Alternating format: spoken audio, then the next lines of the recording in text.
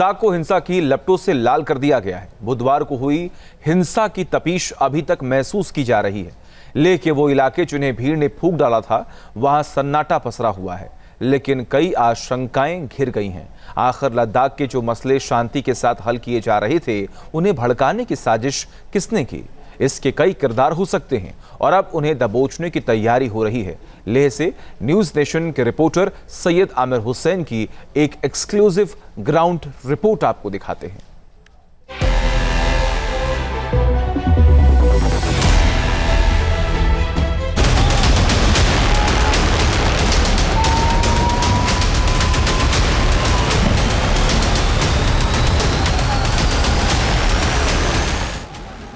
लद्दाख को हिंसा की आग में झोंका।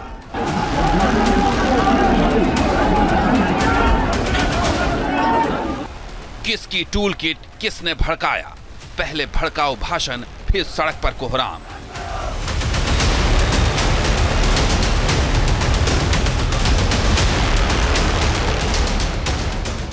चौबीस घंटे बाद भी लेह में हिंसा की तपिश महसूस की जा रही है। ये तस्वीरें सबूत हैं कि हिंसा का निशाना किधर था और इसे भड़काने वालों का इरादा किस कदर नापाक था। पूर्ण राज्य की मांग को लेकर के जिस तरह से उपद्रव किया गया, यहां पर दंगा भड़काने की कोशिश और दंगा भड़काया गया, वो ग्राउंड जीरो जहां पर सब कुछ हुआ, न्यूज स्टेशन वहां पहुंच चुका है। लेह में इस समय मौजूद हैं और वो सच्चाई आपको हम तस्वीरों के जरिए दिखाने जा रहे हैं। सबसे पहले तो आपको दिखाते हैं कि किस तरह से यहां वाहनों को निशाना बनाया गया। 4 लोगों की मौत की अभी तक पुष्टि हुई है और 77 लोग घायल हैं। लेकिन आप देखिए, ये वही रोड थी जहां पर जो सुरक्षा टुकड़ी है उसको बकायदा यहां पर निशाना बना करके उसके वाहन को यहां पर जलाकर फूंक दिया गया। इन तस्वीरों को देखिए। लेह की सड़कों पर भीड़ के हमले की जद में आई गाड़ियां, टूटे शीशे, इधर उधर गिरे वाहन। बुधवार को भीड़ के गुस्से का शिकार बीजेपी दफ्तर भी हुई थी। दफ्तर को आग के हवाले कर फूंक दिया गया था। एक और तस्वीर जो आपको सोचने पे मजबूर कर देगी कि आखिर ऐसा क्यों हुआ, कैसे हुआ। ये एक तस्वीर जो आप देख रहे हैं, ये आप बोर्ड देखिए पहले, ये बीजेपी का दफ्तर है। ये जो बीजेपी का दफ्तर है, यहाँ पर भी तोड़फोड़ हुई। किस तरह से तोड़फोड़ हुई, अभी इस पूरे इलाके में हम लगातार आपको तस्वीरें दिखा रहे हैं और यहाँ पर भी गाड़ियों को फूंका गया। आपको तस्वीरों के जरिए हम दिखाते हैं। यहाँ पे हालांकि जाने से रोका जा रहा है, क्यों जाने से रोका जा रहा है ये भी अपने आप में सवाल है, लेकिन आप तस्वीरों के माध्यम से आपको हम दिखाने की कोशिश करते हैं कि देखिए, बाकायदा यहाँ पर इसको बैरिकेड किया जा रहा है, बाकायदा यहाँ इसको बंद किया जा रहा है। लेकिन हम बाहर से ही आपको तस्वीरें दिखाएंगे कि किस तरह से बीजेपी के दफ्तर को जो है वो यहाँ पर निशाना बनाया गया। हम अंदर नहीं जा रहे हैं। आप अंदर जाने क्यों नहीं दे रहे हैं? हम अंदर नहीं जा रहे हैं। आप देखिए, यहाँ से गेट बंद कर दिया गया है और गेट बंद करके हमें अंदर नहीं जा रहे हैं। हम गेट के अंदर नहीं जा रहे हैं।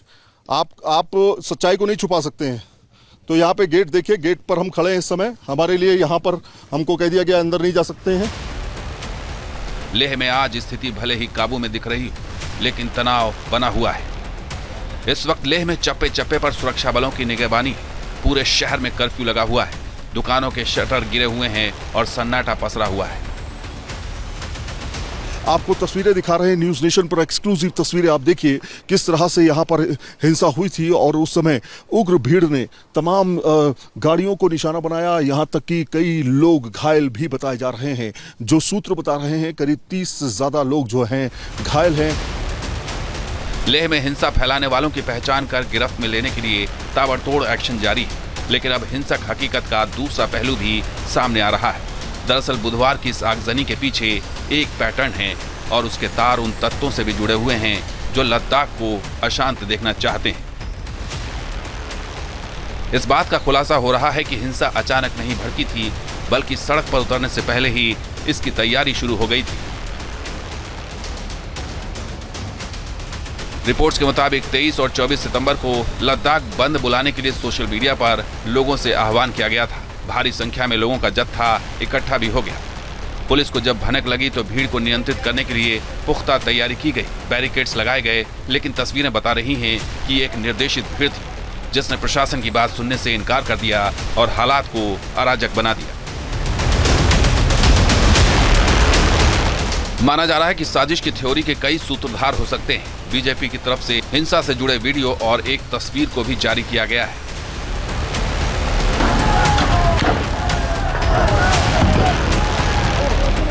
बीजेपी का आरोप है कि अपर लेह वार्ड के काउंसलर फुनसोक स्टैनजिन सेपाग हिंसा को भड़काने में शामिल रहे।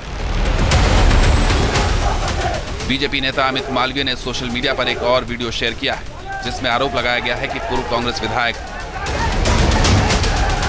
डेल्डान नामग्याल ने भी अपने भाषणों से भीड़ को उकसाया था।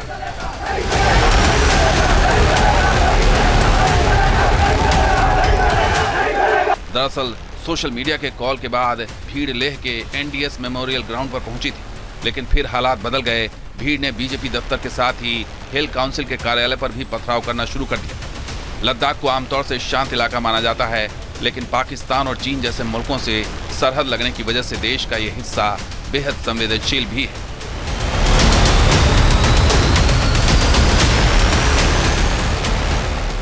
अब सवाल है कि आरोपों के दायरे में कौन है। केंद्रीय गृह मंत्रालय ने जो बयान जारी किया है, उसमें सामाजिक कार्यकर्ता सोनम वांगचुक को भी जिम्मेदार ठहराया गया है।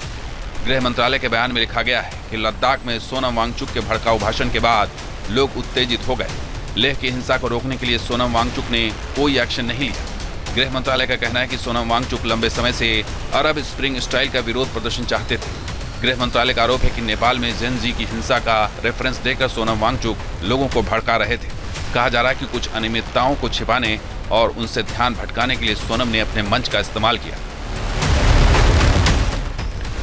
दरअसल सोनम वांगचुक पिछले 35 दिनों से भूख हड़ताल पर बैठे हुए थे, लेकिन जैसे लेह में हालात बिगड़े, उन्होंने भूख हड़ताल को तोड़ा और स्थिति को काबू में करने की कोशिश करने के बजाय सीधे अपने गांव की ओर रवाना हो गए। लेकिन उससे पहले सोनम वांगचुक ने जेन जी का जिक्र कर आरोपों को बल भी दे दिया था।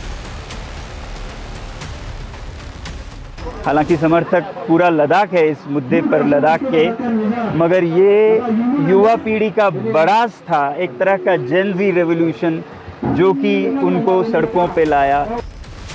लद्दाख को हिंसा की लपटों से लाल करने की यह साजिश तयशुदा दिखाई दे रही है, लेकिन इस वक्त लद्दाख में इस बढ़े तापमान को कंट्रोल करने की जरूरत है। लद्दाख के लेह से सैयद आमिर हुसैन के साथ टीम न्यूज़ नेशन।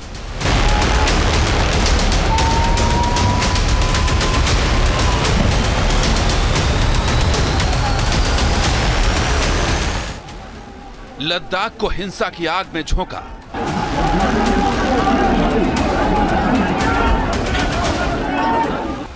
किसकी टूल किट, किसने भड़काया?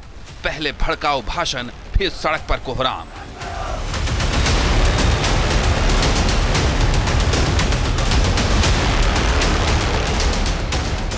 जहां भक्ति है हर शब्द में, कथाओं में छुपे हैं दिव्य रहस्य और ज्योतिष देता है जीवन को दिशा। धर्म से जुड़ी हर बातों को जानने के लिए हमारे चैनल स्तुति को सब्सक्राइब करें।